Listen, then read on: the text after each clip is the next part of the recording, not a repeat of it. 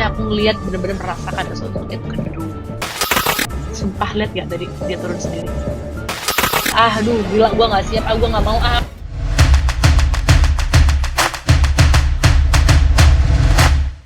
Hai, assalamualaikum warahmatullahi wabarakatuh. Balik lagi di GoVlog, Gomez Vlog. Nah, kali ini kalau udah lihat sendiri kan ada yang beda dengan tampilan aku tentunya. Ada lilin di sini dan tetap ada laptop. Kali ini di GoVlog aku kali ini aku akan mencoba hal baru.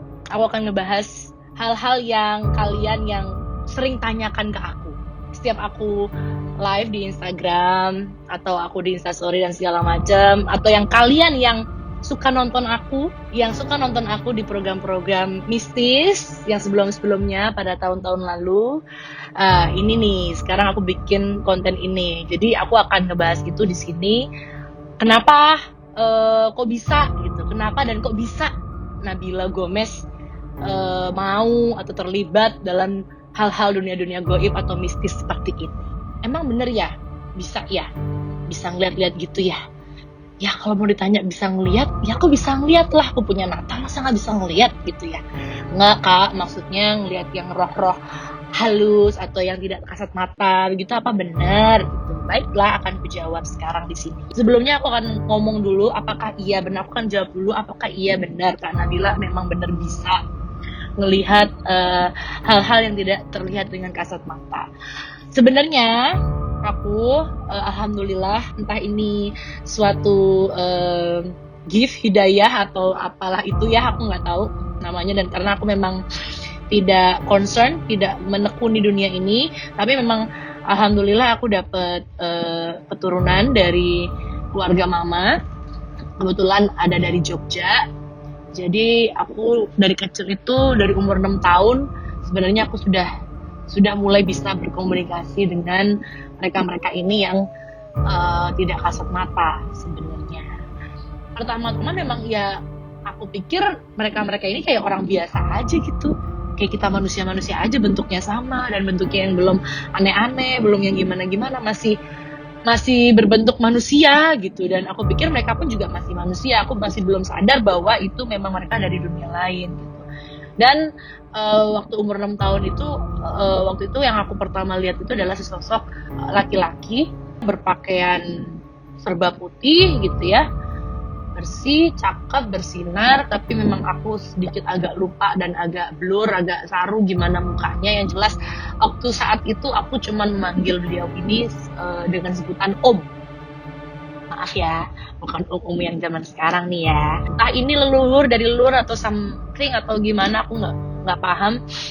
Jadi si Om ini memang selalu ada, dan si Om ini memang selalu muncul kemanapun aku pergi gitu. Jadi umur 6 tahun tuh aku udah misalnya pergi sama orang tua, atau enggak aku dari 6 tahun kan udah nyanyi, siaran radio juga, aku juga udah over segala macam.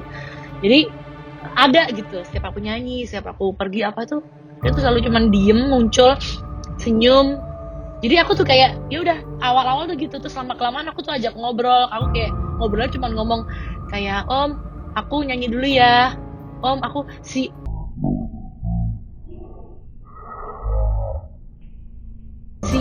siaran dulu ya. Sumpah liat gak tadi dia turun sendiri, demi Allah. Padahal tripodnya udah dikunci kamera. Oke, nggak apa-apa. Tadi sih waktu aku lagi ganti baju dan bikin setting gini, aku udah feeling sih kayak pastilah mereka ini ngerasa kayak, wah gue mau diungkap nih, wah gue mau dibahas nih. Ya pasti mereka bakal apa ya, kalau kita kan gimana sih, kalau manusia kalau mau diomongin kan pasti kayak excited gitu. Ya oke lah. Aku tadi udah ngasih tahu gimana awalnya aku bisa melihat hal kayak gitu. Akhirnya berkembang sampai aku SD, SMP berhenti karena udah mulai akhir balik. Aku udah mulai dapet dan akhir balik itu kayak udah agak jarang bisa ketemu Om itu. aku gitu. Terus baru mulai lagi itu ketika aku jadi co-host di salah satu program televisi, namanya dulu Mister Tukul Jalan-Jalan. Kalau kalian tahu, aku jadi co-hostnya Mas Tukul. Disitulah aku mulai bertemu dengan pakar-pakar, bertemu dengan Pak Ustadz, bertemu dengan orang-orang pintar dan segala macam yang memang mereka menekuni hal-hal itu, dan program itu pun juga mengungkap hal-hal goib, mistis dan semacamnya. Jadinya disitulah awal mula aku untuk memunculkan kembali nih kayak gift atau kemauan aku yang dari kecil memang sudah ada, dan dimunculkan lagi di situ, dipertegas lagi, dipertekun lagi di situ dengan ketemu orang-orang ini gitu. Terus awal-awal memang jujur takut,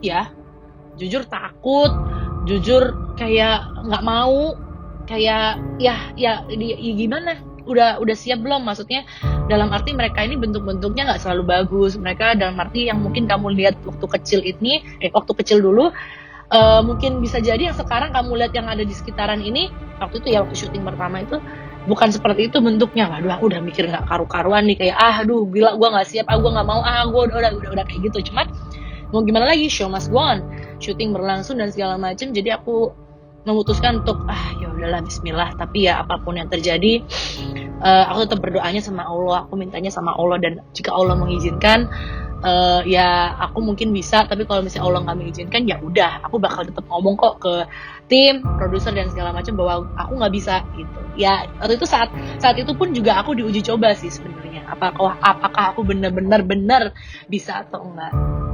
Dan ternyata setelah dikasih petunjuk, dikasih petuah, dikasih bacaannya juga nggak ada bacaan apa ya, yang kata orang bacaannya apa sih supaya bisa ngeliat gitu nggak ada bacaan apa ya.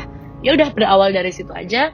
Akhirnya beneran dong, pertama kali itu yang aku bisa rasakan saat itu adalah sesosok besar laki-laki waktu itu di suatu lokasi syuting. Posisinya waktu itu aku lupa di daerah mana ya, daerah Jawa Barat, karena waktu itu aku masih sama tim tuh naik mobil. Pulangnya tuh sempat ada kejadian pulang setelah itu. Tapi waktu lokasi pertama itu di daerah Jawa Barat, Karawang kalau nggak salah ya, waktu itu aku ingat Karawang. Jadi di suatu rumah gitu ya, rumah lama. Ada satu ruangan kosong, ada kamar mandi di situ. Dan pertama kali aku ingat banget, aku ngelihat, benar-benar merasakan sesuatu itu, dan aku ngelihat jelas itu adalah sesosok genderuwo di kamar mandi itu. Pada saat itu ada Pak Ustadz atau yang orang pinternya gitu ya, membantu aku untuk mencoba pelan-pelan merasakan dulu, tapi belum dengan mata tertutup, bukan dengan mata terbuka. Jadi awal-awal tuh kayak aku tuh ngomong, Pak, apapun yang terjadi pokoknya aku nggak mau sampai kan banyak ya orang yang nggak kuat itu langsung geblak, langsung pingsan, langsung apa, pokoknya aku nggak mau sampai kayak hal itu terjadi, aku nggak mau gitu.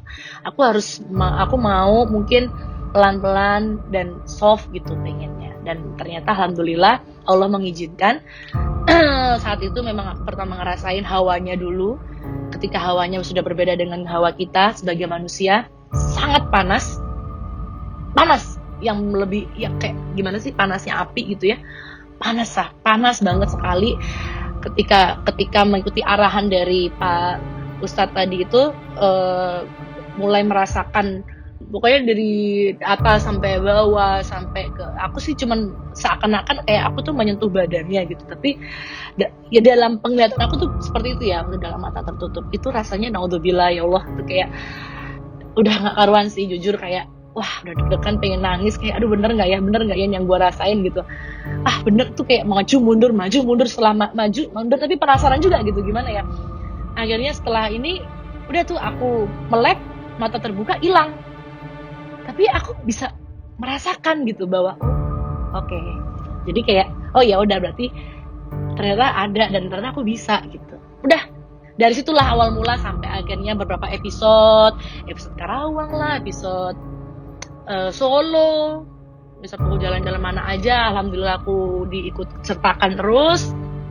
dalam program itu akhirnya terasah lah, itu semakin terasa sampai akhirnya dipanggil untuk program lain, yaitu Masih Dunia Lain Trans 7. Dan itu pengalaman pertama aku dalam dunia mistis juga setelah Mr. Tukul jalan-jalan.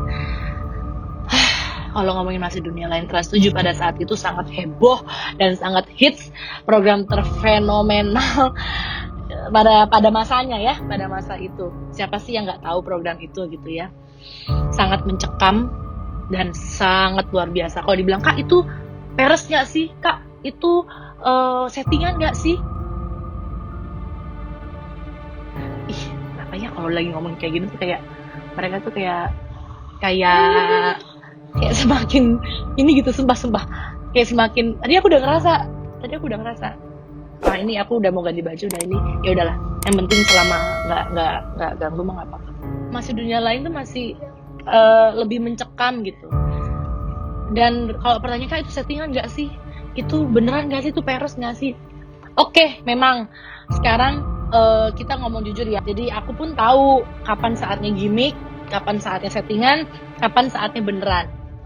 Memang kami ini bekerja memang ada sebagian yang ada dramanya supaya agak sedikit mendramatisir seperti itu. Tapi nggak semuanya begitu kok.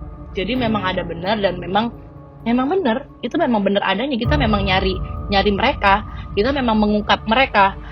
Kita memang mendatangi lokasi-lokasi mereka. Nah, jadi semua itu memang benar pada saat itu. Aku merasakan sendiri.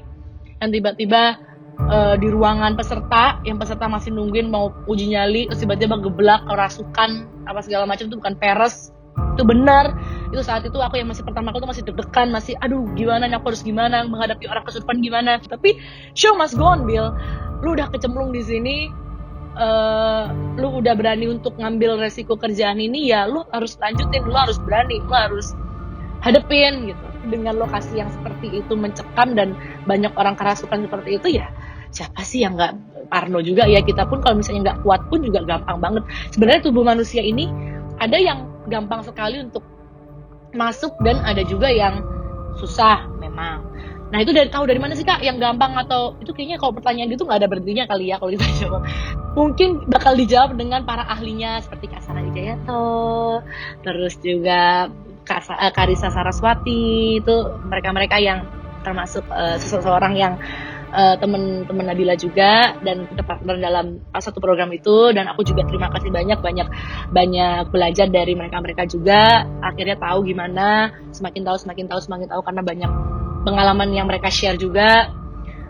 Jadi senang aja kalau misalnya berbagi cerita atau berbagi pengalaman dan sedikit belajar tentang hal-hal seperti itu ke mereka yang sudah pakarnya gitu ya. Jadi memang aku sudah memutuskan kepada mereka ini, seperti kayak Kak Sarah pernah kan sempat nanya sama aku, Dek kamu mau nggak kalau misalnya kita belajar bareng gini, sempat ditawarin untuk mendalami lah istilahnya kayak gini. Aku sempat bilang karena memang basicnya Kak Sarah kan juga bukan dari hal-hal ini kan. Kak Sarah nyanyi loh, suaranya enak banget. Terus tapi Kak Sarah memang belajar gitu kan. Cuman aku ditawarin mau mendalami, intinya kayak gitu. Aku cuman bilang kayaknya aku belum siap deh Kak. Kayaknya aku belum mau deh Kak.